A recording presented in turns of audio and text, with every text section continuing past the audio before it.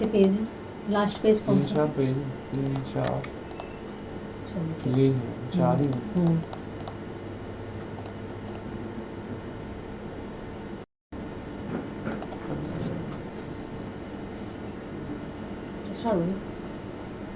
बच्चों, हम जो है सामाजिक विज्ञान में प्राय अपना कोर्स जो है वो खत्म हो चुका है।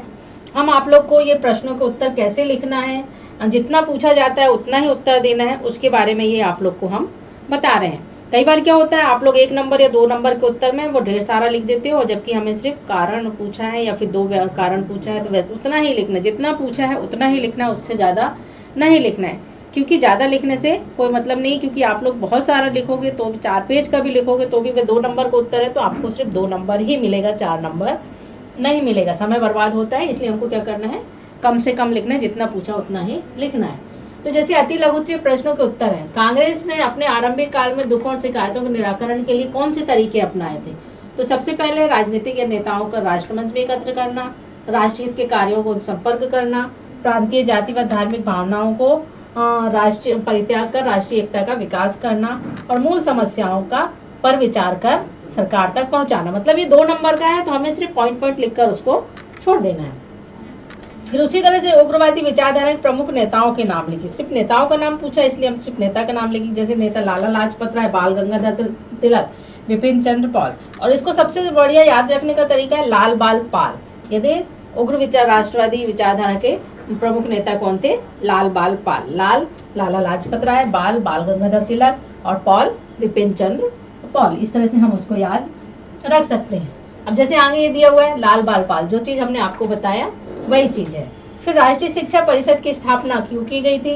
राष्ट्रीय शिक्षा परिषद की स्थापना इसलिए की गई थी कि भारतीयों के बौद्धिक विकास को अवरुद्ध करती थी, और अंग्रेजी शिक्षा के माध्यम से वो दूसरे कार्य भी कर सकते थे, और इसके माध्यम से भारतीयों के बौद्धिक विकास के भी प्रयास किए गए थे। इसका प्रमुख उद्देश्य यह था कि विद्यार्थियों को ऐसी शिक्षा देना जो देश के हितों के अनुकूल हो और उद्देश्य की प्राप्ति हो सके, और इसलिए राष्ट्रीय परिषद की स्थापना की गई थी। फिर यहाँ पर कांग्रेस की स्थापना कब और किसने की थी? 1885 में A.O. ह्यूम द्वारा की गई थी। फिर है बंगाल का विभाजन कब और क्यों किया गया था? तो बंगाल का विभाजन 16 अक्टूबर 1905 को प्रभावी रूप से लागू किया गया था। किसके द्वारा किया गया था? लॉर्ड कर्जन के द्वारा किया गया था। इस तरह से इसमें प्रशासनिक कारण ये था, मेन कारण ये था उसको बंगाल विभाजन का, कि हिंदू मुस्लिम की जो शक्ति थी उसको कम करना, ये उनका मुख्य उद्देश्य था। फिर असहयोग आंदोलन अचानक क्यों स्थगित कर दिया गया था? तो ये चोरा चोरी वाला जो कांड हुआ था उसके कारण असहयोग आंदोलन जो है वह समाप्त कर दिया गया था, क्योंकि चोरा चोरी नामक जो गांव था वहां पर पुलिस थाने में आग लगा दी गई थी, जिसमें 22 सिपाही जलकर मर गए थे, और गांधी जी अहिंसा के विरुद्ध थे, इसलिए उन्होंने क्या किया था, असहयोग आंदोलन को स्थगित कर दिया था। फिर देखेंगे साइमन कमीशन का बहिष्कार क्यों किया गया था? साइमन कमीशन का बहिष्कार इसलिए किया गया था क्योंकि इसमें सभी सदस्य अंग्रेज थे और भारतीयों को कोई प्रतिनिधित्व नहीं दिया गया था। मतलब स्थान जो अंग्रेजों को दिया गया था, प्रतिनिधि जो थे वहां उसमें भारतीय कोई भी नहीं था। फिर पूर्ण स्वराज कब और क्यों स्वीकार किया गया, और लाहौर अधिवेशन अध्यक्षता किसने की? फिर है दिसंबर में 1929 में कांग्रेस का वार्षिक अधिवेशन हुआ, और यह लाहौर में हुआ, और इसकी अध्यक्षता जो है जवाहरलाल नेहरू द्वारा किया गया था। फिर रॉलेट एक्ट क्या था, समझाइए। रॉलेट ऐसा कानून था जिसके अनुसार किसी भी व्यक्ति को बिना अभियोग चलाए अनिश्चित समय के लिए जेल में डाला जा सकता था। 1919 में पारित हुआ यह रॉलेट एक्ट का मुख्य उद्देश्य यह था कि आंदोलन को कुचलना, और गांधी जी ने इस एक्ट का व्यापक विरोध किया था। फिर गांधी जी साधारण नागरिक थे, फिर भी सारी दुनिया उन्हें सम्मान देती थी। क्यों?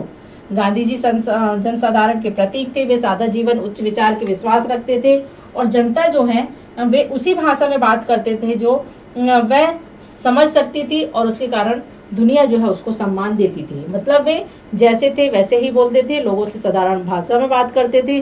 जैसे कि हम कहीं किसी के बीच में जाते हैं तो हम सिर्फ अपना दूसरी भाषा में, अंग्रेजी में या किसी और भाषा में बोलेंगे तो वे नहीं समझ पाएंगे, लेकिन हम यदि जनरल लोकल भाषा में बात करेंगे तो वे आसानी से समझ सकते हैं। इस तरह से ये जो इम्पोर्टेंट क्वेश्चन है ये आप लोगों को करना है, कॉपी में लिखना है, और मुख्य उद्देश्य ये है कि जितना पूछा जाता है सिर्फ उसका उत्तर उतना ही देना है।